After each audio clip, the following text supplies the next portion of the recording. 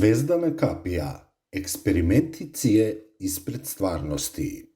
Čim prođe određeno vreme, dokumenti cije klasifikovani kao strogo poverljivi postaju javno vlasništvo svetskih medija. Među njima najveće interesovanje izazvali su eksperimenti u okviru programa Zvezdana kapija.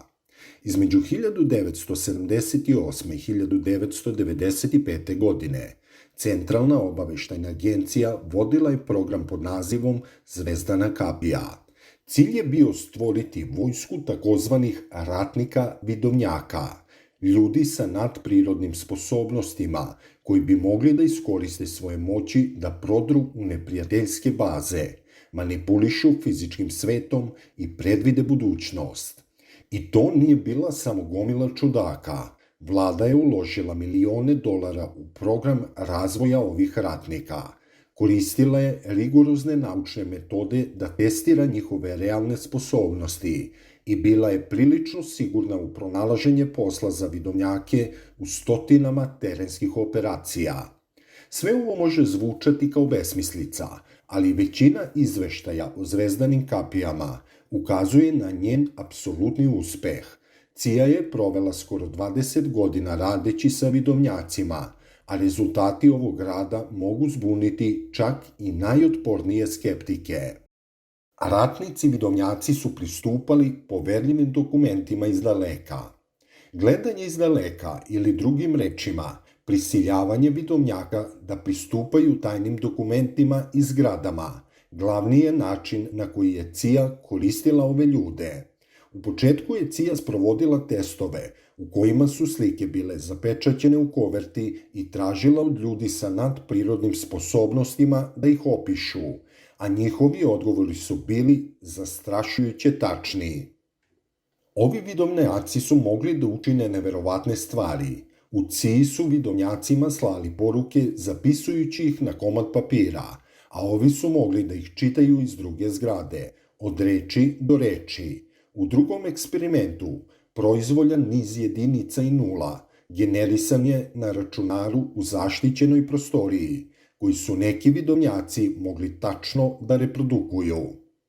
CIA je čak primorala vidovnjake da pregledaju njihove tajne dokumente. Opisali su zgrade koje sadrže dokumente, teme, veličine, boje knjiga, pa čak i ljude koji su ih pisali.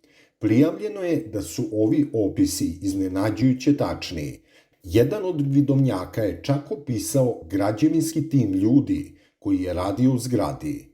Gledanje iz daleka je stvarna pojava, zaključila je CIA nakon svojih testova. Bili su prilično sigurni da bi ovo mogli da iskoriste za pregled tajnih dokumenata svog neprijatelja. Njihov izveštaj zaključuje da ratnici vidovnjaci imaju primenjeni potencijal. Vidovnjak opisao istoriju Marsa. CIA je 1984. godine sprovela eksperiment koji je trebalo da razotkrije vidovnjake kao prevarante. U CIA je od vidovnjaka zatraženo da iz daleka vizualizuje mesto naznačeno na karti, ali umesto mesta na Zemlji, agenti su napisali planeta Mars, 1.000.000 godina pre nove ere. Verovatno su se nadali da će vidovnjak pogrešiti, opisujući zgrade i drveće, ali umesto toga počeo je da opisuje piramidalne objekte, obeliske, neravne planinske padine i sunce neobičnog izgleda. Planine su bile žućkaste, oker, rekao je vidovnjak, više puta iznenađen onim što je video. Veoma su veliki, sve je veliko. Kada je od vidovnjaka zatraženo da još više zagleda u prošlost, počeo je da opisuje velike mršave ljude u čudnoj odeći. Pošao je za njima do mesta koje je ličilo na unutrašnjost velikog čamca, sa veoma zakrivljenim zidovima i sjajnim metalom. Oni umiru, rekao je vidovnjak. Oni traže, način da prežive i jednostavno ga ne mogu pronaći.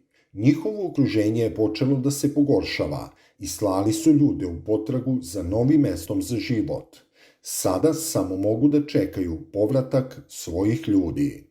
O Bože, Ovo je veoma uznemirujuće, konačno je rekao vidovnjak, uznemiren i postiđen onim što je video. Sve ovo je veoma kosmičko, izgleda kao slika svemira. Cija je razgovarala sa policajcima koji su koristili usluge vidovnjaka. Kada je policija počela da se konsultuje sa vidovnjacima prilikom rešavanja zločina, Cija se zainteresovala za to. Dok se većina ljudi rugala ovim policajcijama, Cija ih je shvatila ozbiljno. Na kraju, to je bila prilika da se dobije novi pravac za eksperimentisanje.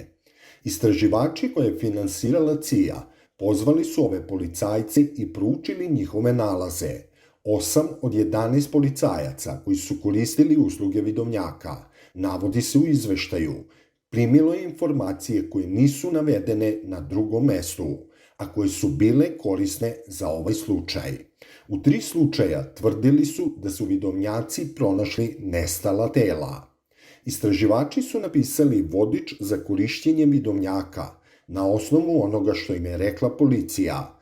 Upozorili su da su komentari vidovnjaka opšte prirode i da ih je potrebno dekodirati. Međutim, oni su preporučili upotrebu njihovih usluga. Vodič preporučuje korišćenje vidovnjaka kada, na primer, treba da izaberete jednu od verzija ili pronađete nestalu osobu.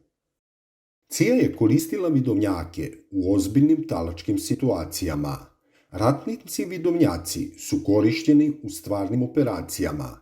Do 1983. godine Cija je već obavila 700 misija u koje su bili uključeni vidovnjaci, a prema izveštajima njihove informacije bile su tačne u 85% slučajeva. To je vidovnjake učinilo pouzdanim alatom kao i svaki drugi metod prikupljanja informacija koje je imala Cija. Tokom talačke krize u Iranu, od vidovnjaka je zatraženo da iskoriste svoje sposobnosti posmatranja iz daleka, kako bi utvrdili gde se taoci tačno nalaze. Vidovnjaci su opisali mesto gde su taoci držani i šta su radili. Zatim je Cija uporedila ove opise sa podacima koje je kasnije dobila. Kada je pukovnik William Higgins kidnapovan u Libanu, vidovnjaci su utvrdili gde se nalazi i opisali zgrade u gradu. Izveštavali su o kretanju ljudi koji su ga kidnapovali i sve to pre nego što ih je Cija zaista pronašla. Čini se da Cija nije ništa preduzela povodom ovih informacija. Higginsa su ubili ljudi koji su ga zarobili. Međutim, kada je pronađeno njegovo telo, Cija je otkrila da su vidovnjaci bili u pravu u vezi sa mestom gde je bio zatvoren. Telekineza eksperimenti. Cija se nije zaustavila na daljinskom nadzoru. Takođe su ih zanimale sposobnosti telekineze i teleportacije. Iako je sa ovih dokumenata deklasifikovano manje podataka, čini se da su oni učinili velike pomake u ovoj oblasti. Cija je sprovela i finansirala nekoliko eksperimenata kako bi testirala nadprirodne moći mađioničara Urija Gelera. U testu sprovedenom u maksimalno kontrolisanim uslovima i uz učešće najskeptičnijih naučnika, Geller je uspeo da savije metalnu oprugu za 10 stepeni. Ali oni su eksperimentisali i sa mnogim drugim. Cija je takođe radila sa ljudima sa neobičnim sposobnostima, uključujući 13-godišnjeg dečaka po imenu Steven, koji je došao sa roditeljima. Kao i Geller, Steven je mogao silom da savije aluminijum, a Cija je sprovela naučna ispitivanja o stepenu savijanja metala. U drugom eksperimentu Cija je otkrila da je Jean-Pierre Girard mogao na silu da promeni debljinu metalne trake, a da je čak nije ni pipnuo. Nadljudske sposobnosti Zhang Boashenga. Kada je Cija saznala da Kinez po imenu Zhang Boasheng tvrdi da ima nadprirodne moći, zainteresovali su se za njega. Boasheng je tvrdio da ima mogućnost pomeranja objekata kroz zidove, bez da ih razbije. Testiran je i u Americi i u Kini, a naučnici su ga snimili. U jednom eksperimentu naučnici su stavili pilule u zatvorenu bočicu i zamolili ga da ih izvadi. Zan je zurio u bocu. Počela je da se trese toliko da su se pilule prepolovile. Onda se iznenada, bez lomljenja stakla, sve pilule bile van bočice. Sve to je snimano kamerom. Tokom usporenog snimka vidi se kako pilula nekako prolazi kroz staklo, a da ga pritom nije slomila. Nakon takvih prodora nisu primećene promene u mikroskopskoj strukturi i svojstvima objekta, saopštila je CIA. Eksperiment je pokazao da Zhan Boasheng poseduje paranormalne moći. Iscelitelji stvaraju toplotnu auru. U arhivi CIA postoji pismo, prevedeno sa ruskog, u kojem se navodi da su iscelitelji možda stvarni. Pismo se odnosi na kirlijanografi tehnologiju koju je razvio Semyon Kirlijan.